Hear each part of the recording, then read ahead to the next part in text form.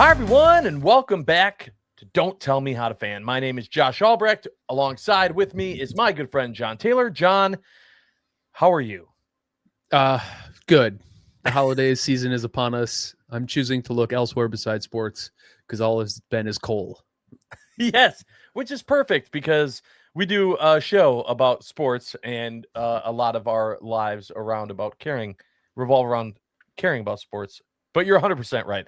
We're looking for the silver lining and the positivity. And all this comes off of the last week's just awful, awful game against the Bears. It was one of the hardest post game rebound periods I can remember for me. I couldn't go to bed. I was too tense. I couldn't spend any time on social media because all the algorithms are like, yeah, you like the Packers and sports. Let us show you all. I didn't want to see any of that. I was too upset to get any work done. And I knew I was so frustrated. I couldn't even talk to other people about it. I knew that, especially if there was a Bears fan in a group chat, that I would say something that I would regret. I would regret this in the morning. I left 4 group chats. Wow. And then the next day I had to be like, can you guys add me back? I just couldn't do it last night. But brutal game, John. Just brutal. Yeah. A game where you were up by 10 with 2 minutes left. There was a 99.5% chance of winning that game as per ESPN Next Gen Stats or whatever that model is. And they found the way to just completely pee down their own legs and absolutely ruin what could have been an incredible night at Soldier Field. We'll dive into more specifics, but there's so much discourse going on around who's at fault and who's to blame. But at the end of the day, you lose Jordan Love at the start of the second quarter, and this team and this play calling found a way to put themselves in a position to win this game, and they grabbed defeat in the jaws of victory. They somehow managed to do that. So I completely understand how that felt. I admittedly have not consumed or done any sort of rewatching. It's one of those things where the outcome doesn't match what I saw with my own eyes for almost all of that game. So it's really hard to be like, yeah, that we did that right. We did that right. That looked great. Surprised by that. Couldn't be more excited about X, Y, and Z, and then just go. But somehow it was still a loss. So yeah, I'm being vague and on purpose because I know we're going to talk a little bit more about everything. But man, you talk about a tough loss. I mean, you have to go all the way back to 2014, Seattle Seahawks era. This is maybe the worst loss of the decade, and it's one of the top 5 worst losses in the Next Gen Stats era. We're top 5, and that's something that hasn't been tracked since 2016. So we're talking about a decade worth of games. One of the 5th worst games you'll ever see. It's disgusting. Yeah, it's a game. I mean, a lot of people are trying to hang their hats on, statistically speaking, which, as you just brought up, 99.5% chance the Packers are going to win that game. So screw statistics. Can't trust those at all. But that odds are that the Packers and Bears will meet one more time in the playoffs, and they'll go, well, we'll get in again, and it's hard to beat a team 3 times, and everyone's looking for the silver lining. This game, John, is going to be one that Bears fans are going to bring up, remember, talk about, celebrate for a very long time. A very long time.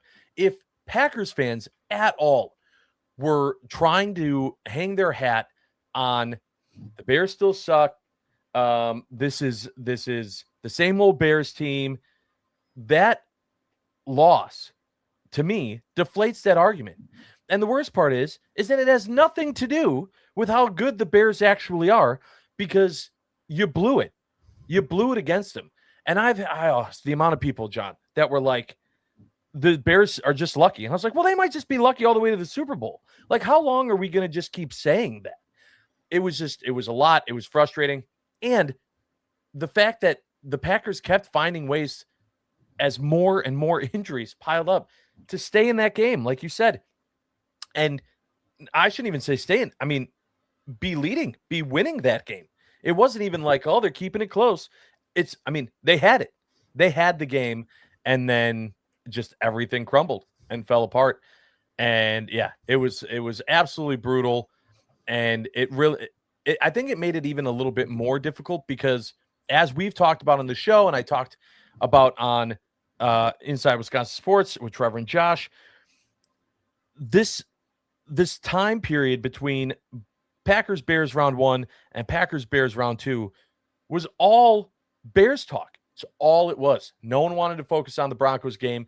No one wanted to focus on anything else. Everyone was looking forward to that game after the end of the first one. And so for it to end in that fashion, after all the discussions for essentially 3 weeks being about Packers Bears, it stung. It stung so bad. Yeah, and likely we'll be playing them again in 3 weeks at Soldier Field again. So it's going to be basically 7 weeks of just talking about Bears, which is fine. I do think there's some positive things to take away. I think there's a lot of things that did not go right for the Packers in that game. I think anytime you go 0 for 5 in the red zone against a team that's pretty bad, at least from like the defensive front, they're not a great defense. They're a team that it benefits from turnovers, and there was not any turnovers to speak of in this game. Like to just not be able to find a meaningful way to get into the end zone 5 times. The Josh Jacobs fumble, was massive. There was turnovers. There was that fumble. Sorry. Yeah, I think I'm blacking out from the game. I'm choosing to ignore all of the bad things that I watched. It's so clear to me Josh Jacobs was hurt, and they probably should have just not played him. I think Emmanuel Wilson and Chris Brooks could have given you enough against that front. They did. They did. They did. Once he was effectively removed from the game, they were still able to find it.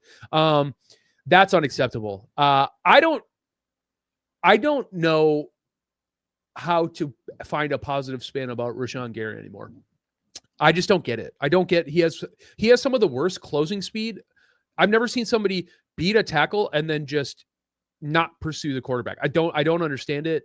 I really hope, and I don't mean hope that he's injured, but I just mean I hope there's a reason somewhere, somehow explaining why, and maybe it's the ACL, but I feel like last year, the year before, he could at least pursue the quarterback better than he is now. We're talking about the first drive, he's huffing and puffing and running off to the sideline. I don't get it. I don't understand it.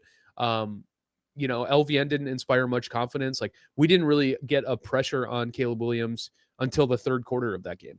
So we can talk about, can we beat the Bears? Sure. But if, I think I was on here last week talking about the Packers having a puncher's chance at the Super Bowl. If we can't convert in the red zone and we can't figure out a way to at least generate some sort of pressure as 4 on the defensive side of the ball, the Packers are DOA. They're gonna be lucky to get past the Bears in a first round, and then it's just on to the next year. And that is really disappointing when you talk about just the dearth of talent that's up and down this roster. But it just to show you in this league, you lose enough players at key positions, football becomes really hard. And that is the difference between a good and a great team, is not having mediocre players at key positions. Because I don't know if Rashawn Gary is even pretty good anymore. I don't even know what to say about it. It's so unimpressive. And they have to figure out if they want to pay him next year. That's where the contract really starts escalating.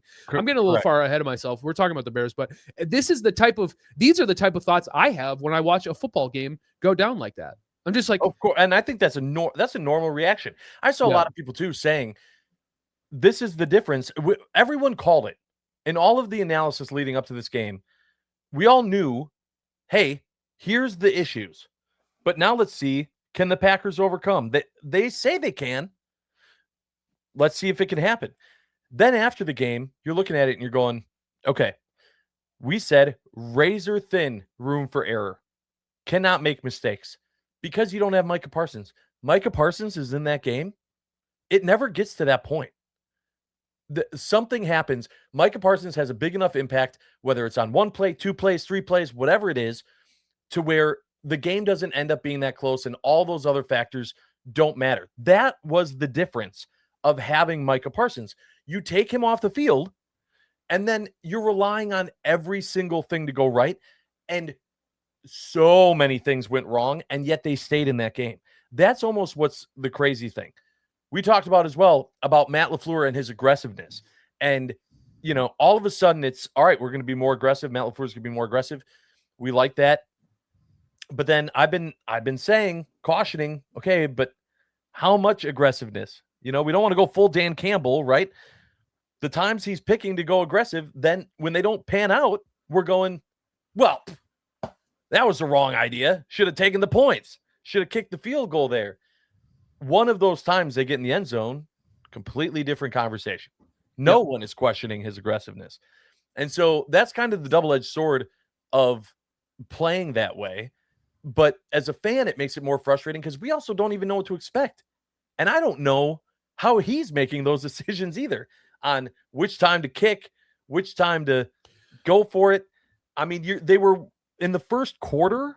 I think they had, was it the first quarter? They had 3 opportunities in the red zone, like within the 10. I mean, it was disgusting. So both sides of the ball, just those mistakes, those errors, those missed opportunities that everyone said, you don't have Micah Parsons anymore. You can't do that. They reared their ugly head. And that's what we saw, and that's what happened. Yeah, it's tough. I mean, I've been hearing people really criticizing Matt LaFleur after this loss, and I get it when it seems to be like such a season-defining loss. Talking about like 10-year defining loss. I still think Matt LaFleur, the play caller, called what I would consider almost a perfect game. To lose Jordan Love in the way he has, and to be able to use Malik Willis in the way that he can. I don't have much complaints about what Matt LaFleur is doing. I think, like, if you want to talk about coaching failures, we can talk about Rich Bisaccia. It's a bigger conversation about how since the 90s, the Packers have not cared and will never care about special teams. They don't draft special teams players. They don't backfill the roster with guys who can compete, because if you did, you wouldn't have Nazir Stackhouse doing a redshirted season on the bench. You'd have a bona fide punt returner who could get hands on that ball Romeo Doubs didn't catch. I think this game is 100%. Matt LaFleur put that team in a position to win almost at every turn, and the team just couldn't execute. I mean, we talked about it with like the playoff games with Rodgers as last time in Green Bay, where you talk about like going up against the 49ers, score a touchdown. Score 1 touchdown and we get to win, and it's like, the defense needs to get home. Zadarius Smith, find a way to get a sack. Like, these are the types of things where it's like, at the end of the day, the players are the way they go. They choose the way the season goes. You can only put these guys in success. Either your playmakers are going to make plays or they're not. And Sunday was a great example of when the chips were stacked against us and they needed to just do the basics. They were not able to. You mix that with the Romeo Doubs botch, swat it out of bounds, do something, have some awareness of the game. And I get that maybe they don't practice it, but even Jeff Hafley, they did practice it. Right. And on top of that, though, the Bears were 2 Doubs way too quick. No one was blocking. Like, if Doubs gets some blocking there, even if he fumbles it, he has another second to grab that ball. It was the whole thing. But the fact that Bisaccia has a job blows my mind. It will continue to blow my mind. I don't understand what blackmail he has on this coaching staff or this organization, but I'm sick of it. And I hate the fact that I just know nothing will change. Like, nothing. If he's still on this team next year, I won't be surprised. And he won't be. He will be. I'm willing to bet money on it. John just got done talking about the just awful loss to the Bears last week, looking ahead to the matchup against the Ravens. And we'll get into a minute about the X's and O's of what these guys got to do. But in general, there's already a lot of talk about kind of with all these injuries that stacked up. And now, at the beginning of the week, not even knowing who's going to be your quarterback in this game. A lot of people saying, hey, if there's any chance that the Lions lose to the Vikings and the Packers are in, that the Packers should just essentially punt this game and just get ready for Chicago, Green Bay round 3. Your thoughts on that strategy, that mindset, even if it's true, even if it plays out that way? Yeah, I'm feeling spicy this week. What a loser take. What an absolute loser. Dunk my head in a toilet and give me a swirly take, begging for an atomic wedgie. Like, this is a football team that is dealing with more adversity than any one football team should in terms of the injury bug between all the players they lost. They're trying to figure out a way to coalesce the team around new players in different positions. I could not hate that. I hate that idea of punting. Unless you're the number 1 seed with a bullet and you've already clinched a first round bye and you just want to make sure you're healthy for the playoffs, then by all means, lose the games that don't matter. But these games absolutely matter. Whether the Lions lose to the Vikings, which I don't think is going to happen anyways, you can't coach a team that is kind of culturally shown you they're a little soft to just lose. I just like, nothing about this team screams dominant in the ways they need to. And to be pounding the drum of just don't get hurt, they're already hurt. So I don't really see any sort of benefit in trying to play bad football, leading to a playoff run where you will be an away team until you go to the Super Bowl, which is a neutral field. So like, save me, miss me with all of that. That is, I'm with you 100%. And the argument that I've heard, and you just brought it up, is, well, okay, but we can't afford any more injuries. I'm a very superstitious fan. I can tell you with confidence, who am I worried about? Who at this point am I going, well, man, if we get any more injuries, really? Everyone is injured. Even the guys that are still playing are banged up so badly. The Josh Jacobs, the Christian Watsons. If one of them went down, I'm not going, oh no, there's the season. We are so far past that point that, to your point, John, the argument of, well, we got to rest is gone. It's gone. It's just play with who you have, focus on getting a win, get some reps for some of these other guys that, if by some I don't even know miracle, the Packers make a decent run in the playoffs, you're going to need to see what these guys can do. You're going to need to see some of these guys that are going to step up. We're down to what, 1 tight end. Who the heck knows who's all in at receiver, what's going on with the line, quarterback. I mean, it's all so crazy that the idea of worrying about rest and injuries, it just doesn't apply. We are way past that point. And so I'm with you. Play the game. And who the heck knows? You know, the Bears still have 2 tough games. They still have 2 tough games to play. And so who knows? The 2 seed still isn't even technically gone. The mindset for this Packers team 100% should be to play your darndest every single week until you're not playing football anymore. There's no rest. There's no recovery. You're just not at that point. Yeah. I mean, this is a great way to talk about what I wanted to talk about. The things they need to do moving forward is they need opportunities to start playing football that will actually equate to winning the game, which would be just live game reps. I mean, defensively, we're talking about, like, I hate speaking poorly on Xavier McKinney, but at some point, my man, you need to catch the football that you're putting your hands on. Mm-hmm. Like, the team is too talented to not be producing turnovers. I don't understand how we're supposed to win games against teams like the Bears. Our turnover differential is terrible. And, you know, you can't really like teach turnovers, but these guys are putting themselves in positions to fundamentally change the shape of these games, and it's just not happening. So I if nothing else, keep doing what you're doing, guys, but maybe this week will be the week. If Snoop Hundley ends up going because Lamar Jackson took a pretty gnarly shot on Sunday night, like, whatever the case may be, maybe this is the week that some lame ducks get thrown. I think turnovers are a confidence thing as well, and it's just not happening. I think we clearly need help in the secondary when it comes to coverage. Like, this is my worst nightmare. We lost Michael Parsons. Now the secondary has to play good coverage, and they are doing fine at best. I would be so pissed if I was Jeff Hafley and I woke up Sunday morning and said, I called the perfect cover 0. We got the pressure we needed. Caleb Williams miraculously gets the ball out, and we just aren't covering the corner route. What? Yeah. What are we doing? You know, like, it's not like they got beat by a bad team. They got beat by themselves. They beat themselves, and it's because lack of I don't even want to say discipline anymore. They're just not performing. And I don't know how you change that other than going out and having every game mean something. So that's where my big complaint is. Like, the team is not performing. They're not converting in the red zone. So what? We're just supposed to not take the next 2 weeks and try to figure out how to actually punch the ball into the end zone? Like, Right. I don't know. I'm at a loss with a lot of things. It's so frustrating. It's so frustrating why that's happening.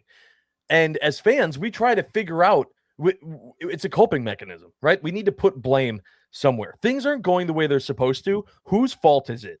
Mm-hmm. And so you go, is it the players? Is it the coaching staff? Are they not communicating with each other? Are they not practicing correctly? Is it a lack of discipline? Is it a lack of maturity? What is it? And to be honest with you, I think the answer is yes. Yes. Whatever your reasoning is, you're correct.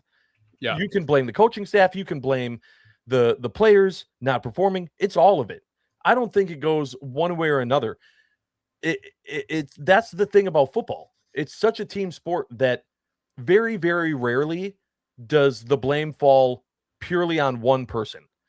Even with the Romeo Doubs, just awful hands situation on that onside kick, I'm still not fully blaming Doubs. I'm blaming the rest of the guys over there that didn't block and let the Bears get to that ball so quick. I'm blaming Bisaccia, going, how do you not have these guys ready to go and have that like a second nature in that situation? It's everyone's fault. And so I agree with you on the only thing you can do is take advantage of the fact that you still have meaningful football games. And so play those meaningful football games. Put those guys out there, put them in those live reps and get in their face and make sure that they know. And I still think that this team has proven that even with a crazy amount of key injuries, they can stay in any game. They can keep it close in any game. So if they can get a little bit of that fire and focus, who the hell knows? This team could absolutely pull something out at home against Baltimore. And I don't want to overlook the Vikings because it is in Minnesota and it's a divisional game, but they could absolutely win that game. And then Who knows? They're going to be favorites for both of those games. At the end of the day, they're both lesser opponents. They are. They are. You know, they don't have excuses like the Packers do about how their play had dropped. You know, the Packers haven't lost 2 games in a row all season, so maybe this is a great opportunity to bounce back. But I'll just say this: like the Ravens and the Vikings are not the same caliber of a football team as the Packers. And so it's on the Packers to figure out a way to not play down to their opponents, which historically under Matt LaFleur, they have. And, you know, they're a draft and development team. You know, you and I constantly have a conversation about me saying, like, you know, you have to remember that, like, they're young and this is the way it goes. But the team might be on the younger side still in the NFL, but none of these guys are so green that they can't understand what's in front of them, you know? So, we'll see. You know, I think, like, you relook at some of the footage from the Bears game, which I did. I didn't rewatch it like I normally would, but I did watch. But I know, but you know, Ben Johnson did us a lot of favors in both of these games by not just running the ball. I think, like, for some reason Ben Johnson's ego gets in the way, and he decides he has to, like, try to let Caleb get in a rhythm of throwing. But I think it's a very different football game if they would have just committed to running the ball earlier. Like, I think there's a world where the Bears really could have got out ahead in front of us. So I don't know. It's going to be about how do you get the interior defensive line getting pressure again, and making sure that, like, if we get fed a steady diet of run defense, what is the team going to do? Because right now we have 13 defensive linemen on this team, and I don't even know why no more than 9 of them deserve playing time. So it's just one of those things where it was already kind of being pieced together by the efforts of Micah Parsons. And for all the complaints I had about Gary in the first segment, I mean, he is a pretty stout run blocker, so he has that going for him. But man, I'll tell you what, like, for as talented as the defense is, they're so good at rallying to the tackle, or rallying to tackle to the football player. There is a lot left to be desired on the interior of that defense. And boy, does it show. I mean, we need Evan Williams back in a hurry. I would Mhm. love to see Javon Bullard back. I would love to get a little more looks in the multiple. And I wouldn't even say Nate Hobbs did a bad job. This is like one of the he first didn't. Yeah. serviceable games that we've seen from him as a Green Bay Packer. But man, kudos to the guys that stepped up that you weren't expecting. But man, I'll tell you what, like that game could have been really hairy, really fast. Like I walked away feeling like, man, I can't believe the Packers shot themselves in the foot. Like what a free win from the Bears. And I re-look at that game and I go, there's a universe where this game wasn't even close, and it's the exact same plays with different outcomes. But that's been every game. That's been this entire Packers season. That's what's frustrating, is that the Packers all season have put themselves in positions to blow out opponents or lose by a bunch, and they keep it close. Doesn't matter who they're playing, what the record is, what the odds are, who's favored. They keep them close. And even when you had Parsons, they were still doing the same thing. It was just there were more opportunities to make up for mistakes. And in this game against the Bears, that wasn't the case. And going forward for the rest of the season, that won't be the case. And I still think that until they are officially eliminated, we will judge this team as a team that is what they've been all season long, which is a team that plays to their competition and does not leave a lot of room for error. And as it doesn't matter who's still on the field, who's injured, who's playing, that's just what this team's going to be. And that's what's made it frustrating so far. And that's what's going to make it frustrating until the end, whether that be them holding the Lombardi Trophy or getting eliminated in the first round of the playoffs. That's just where it is. All right, quick prediction time. What do you think here against the Ravens? I abstain until the Packers just put together a complete game. I don't know. I couldn't even call it. That's not a compelling radio, but just win the game. I don't care. Win 3-0. Just win the game. How's that? 3-0. I don't think it's going to be that. I'm going to go 2013 Packers. Great. I think they win, but I think it's going to be like super low. Especially quarterback situation, not knowing what it is. Who knows? We will see and we will discuss. Kudos to you, John. Had a little idea here with the holidays of checking the naughty or nice list, checking it twice. Who in Wisconsin sports this year is on the naughty list or the nice list, and having us decide who's getting a present and who's getting coal. That's right. This holiday season. So I have some names, I have some people, and I'm interested to get your opinions, and then I will give you mine. Let's go. Let's just start here. Giannis. Ooh, starting off hard. I don't love saying this. I think Giannis, after that last press conference, we kind of talked about it. I re-listened to it, and it's a little too smarmy for my taste. All the jokes about being like the hottest girl in school, just like really, really tone deaf. I don't love it because I don't like bagging on injured players, but I think Giannis is on the naughty list for the first time in my life. God. It's crazy, but he is on the naughty list. I can't do it. You might be right, but I can't do it. Yeah. You think he's been nice? He's Giannis. He's getting a present. There's nothing nice about keeping your team in purgatory while your agent randomly decides to have trade conversations you're not privy to. Stop making sorry. sense, John. I'm sorry. He's been a naughty. Sense. He's been a naughty boy, and not in the fun way he likes to talk about on Instagram Lives. Oh boy. All right. What about Miles Turner? Oh, jeez. You hit me hard right away. I'm going to say nice for the opposite reason. That's wild. And here's why. I think Doc is not using Miles in any sort of the ways he was successful in Indiana for the last 10 years. I think it's a scheme issue. Could Miles be playing better in the role that he has? Sure. But we're not really allowing him to lean into his strengths. He's good at ISO. He's good at hunting mismatches. We just don't do it with him. And then he's playing less minutes than Jericho Sims the last week and a half. Like, he's being nice. He moved here. He went to the Packers game. He's asking Bucks fans where all the best restaurants are in Milwaukee. He's trying to ingratiate himself in the community. He's hosting Lego events with the kids. Like, how is this not a nice guy? It's not about being a nice guy. I need you to be a nice basketball player. I'm sorry. I understand that Doc might not be using him right. He's been a huge disappointment for the contract he got and what we expected out of him. I understand Giannis isn't out there either, but I was not expecting Miles Turner to essentially just be a Brook Lopez shooting three and that's it clone. I mean, it's just really super disappointed. So I'm saying naughty. Another mixed bag. What about Doc Rivers? Let's just get one in there to agree. Naughty next. Yeah. The probably the naughtiest on the list. I hope he's on a sleigh to the North Pole by the time this episode airs on the radio. Yeah. No, I mean just the most cold. What about Bobby Portis? Ooh. Naughty. I agree. Yeah. Okay. We can rapid fire these if you want. I do have some points. Yeah. Okay. Kyle Kuzma.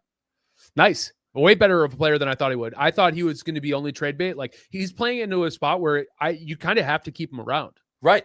Kyle Kuzma to me is the definition of I thought you were going to be a naughty kid. And so the fact that you're showing me some niceness way exceeded what I thought was going to happen. So you're in. Yeah, absolutely. I think he clears nice by like a wide margin. Like anybody still bagging on Kyle Kuzma is operating on like last season thoughts and previous teams. Like you're just not watching the Bucks play basketball right now. All right, here's an interesting one. Bucks fans, naughty or nice? Bucks fans. Well, this flies in the face of the exercise by not being players. I would say, ooh, this is actually a tough one. And I know it is. Great. I'm thinking, do you want me to give you mine? Yeah, you go. Absolutely naughty. Yeah, I'm so mad at Bucks fans for essentially being like, good, you know what? I'm done with Giannis. Move on. And we have been dealing as Bucks fans with this national media narrative for so long. And we just immediately not only just don't trust Giannis at all for what he's saying or what he's not saying, but then go a step further to then be like mad at him. I've heard way too many Bucks fans be like, good riddance. We should have traded you last year. What? Who are you? Where is this coming from? Cole for Bucks fans. Yeah. You know what? I was trying to figure out like if you were talking about the segment of Bucks fans that like miss Giannis and don't want to see him go, or this, so if that's the segment of Bucks fans, the ones that are just like wanting to cut bait because for the first time the trade talk might be real, then yeah, they're naughty for sure. You won't hear any complaints from me. Let's go on to the Brew Crew. Christian Yelich this year. Is he getting a present or Cole? I think he's getting a present. I mean, he got the back surgery. It was a first year back. Like, he's getting up there in age. The contract is not what we want, but if we're just looking at like this past year, like he absolutely did enough to earn himself whatever present he wants from Santa Claus. I'm 100% with you. And I know that a lot of people are going to listen to this and go, he didn't get a hit in the NL, the whole playoffs, whatever it was. We need Christian Yelich. We need that guy to be an offensive weapon in the playoffs. You know who else wasn't? The majority of the team. The team completely fell apart like they usually do in the postseason. Yelich was a huge part still of getting them there. He had a great season. He absolutely is on the nice list. What about Jackson Chourio? Nice. He followed up his incredible rookie campaign with a level of consistency that is just he's on a trajectory of greatness to some effect. His injuries, hopefully as he continues to get used to the full length of a MLB schedule, he's young and but he's fantastic. Huge hitter in clutch moments. Like you said, like I'm not about to knock them for their postseason disappointment because the season itself was so incredible. Like absolute nice list. And honestly, he's been so great. He might earn himself on the nice list next year and he hasn't even played yet. You know what I mean? Ooh, I like that. Yeah. Jacob Mizorowski. He's the most naughty, nice guy I can say. Because that is something when I was pitching the idea, he was one where I was like, I really could go either way. It'll come back to ultimately it's not his fault that the rigors of the actual MLB are a lot. He's a young guy. I think should he have made the All-Star break after seeing the rest of the season? Absolutely not. That's a naughty behavior. But in the playoffs, he really turned it back around and gave you a lot of long innings. So he's the naughtiest nice guy I think that I'll hear on this entire I'm going list. nice with the Miz as well. What about Bryce Terang? Super nice. Extend him yesterday, Mark. Please. He's the only guy that I'm like, if you're gonna dig out a contract for a skill position that you haven't signed yet, it's Bryce Trang with a bullet. I'm going nice as well, but boy, am I more hesitant than you are. I need his bat to be a thing. I was more disappointed in his ABs in the postseason than I was Yelich. I needed him to be there more and be a little bit more clutch. I'm really hoping that shows up next year. Joey Ortiz, the last one from the Brew Crew. The naughtiest. Ooh, maybe I'm the naughtiest. Naughty. Honestly, I would like him. I ship him to the South Pole. Let's find an actual girl bye. Yep, yeah, let's 100%. find an actual left field or infield left side of the diamond. Whatever you get, whatever the expression is. Any sort of third baseman, shortstop, or second baseman to get Joey Ortiz out of the lineup, I'm all about it. Defensively, he's incredible, but man, he is such a liability on offense. It's absurd. All right, that does it for the Brewers portion. Now the big one, we go to the Packers. Let's just start here. Jordan Love. Nice. 100%. I think that a lot of people have been on Jordan Love, even outside of Toyotathon, which, boy, did Toyotathon fall apart. But just talking about him in a negative light and how he's played this year, and I feel like Jordan Love doing Jordan Love things. Absolutely nice. An absurd Pro Bowl snub. How Purdy and Darnold got in over him. The only guy I understand, Dak. Like, I just don't get it. I might be conflating a list. There's a bunch of Pro Bowl lists that have come out, and the fact that our only Pro Bowler was Michael Parsons is crazy to me. Yeah, but also the Pro Bowl is a joke and doesn't matter anymore, and people really shouldn't worry about it. Yeah. The only people that should be upset are the people that have it written into their contract. They get more money. Romeo Doubs. Ooh. I think nice. And this is purely from the angle that I think like Romeo Doubs, I think is probably maybe one of the best third wide receivers on a depth chart. And because of the Packers and the way they chose to draft and develop, his role is overstated and overinflated. And I think you see some of his mistakes and like this punt return stuff is just a symptom of a guy who is just never going to be one of the top wide receivers in the league. And I think it feels worse than it is because of what we ask of him versus what he can actually deliver. All right. Xavier McKinney. He's the nicest naughty, I'm going to say. I'm going naughty. Absolutely. I think that Xavier McKinney, I understand that he still might be doing great things. You showed me you can do even greater things last year. When you put up that type of year, you were that nice, and you fall off this hard, that's a problem. I'm sorry. I can't just ignore what I know you can do and then look at it that way. What about Keyshawn Nixon? I'm going naughty. One game-saving interception is going to save the fact that really you shouldn't be you're barely the second cornerback on our roster. Yep. It's tough. I mean, it's not tough. He's on the naughty list. Get it together. Okay. Yeah. Brandon McManus. Well, he's naughty. Period. Forever.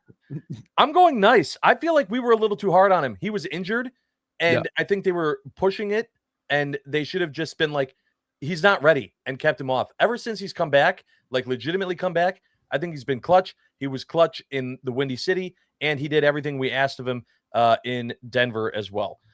Rashawn Gary. Naughty. Agreed. Naughty to the point where he might not be on the team next year, and I would be totally okay with it. Naughty. 100%. Rich Bisaccia, to me, it wins the award for the most naughty, and I don't understand why he has a job. And the biggest one, Matt LaFleur. Nice. I will be a Matt LaFleur defender until we have like an honest to goodness losing season.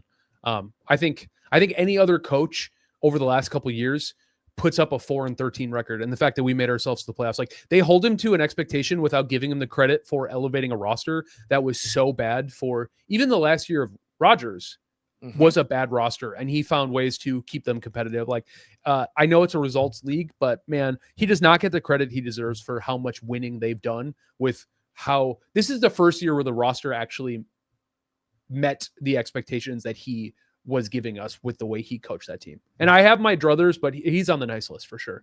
I'm 100% with you. I feel like a lot of people, even in the media, we were talking to Matt Schneidman earlier this week on Inside Wisconsin Sports with Trevor and Josh. And, he said that should the Packers not make the playoffs, Matt LaFleur has to, like, he won't be here. And I'm sitting here going, what do you want Matt to, the injuries are crazy. And we've seen Matt keep this team in games. I get it. It's frustrating. I don't love the way that he communicates or that he does his pressers or everything else, but he's a winning coach. He's on the nice list and he should be back next year. Yeah. All right. Last one. Packers fans, naughty or nice? Nice, but you'd think they were naughty the way Santa's been delivering us coal the last couple weeks. But all things considered, it's a tough pill to swallow when you're a legitimate Super Bowl contender and you go back to scratching and clawing for the 7th seed. Like I can't really fault anyone for the way they're feeling because it's for the first time in a long time. It felt like this was the year, and so I'm not going to fault anybody for having a lot of reactions. They're on the nice list because they've already been given their coal, as far as I'm concerned. 100% agree with you. And they are on the nice list. And hopefully the present is indeed a win against the Ravens. And we can focus on Packers-Bears round 3, whether it be in Detroit or in Chicago or Green Bay. All right, John, thank you so much for another fun episode of Don't Tell Me How to Fan. Hope that everyone had a good Christmas, a good holiday, and we will see you in the new year because we are not done yet.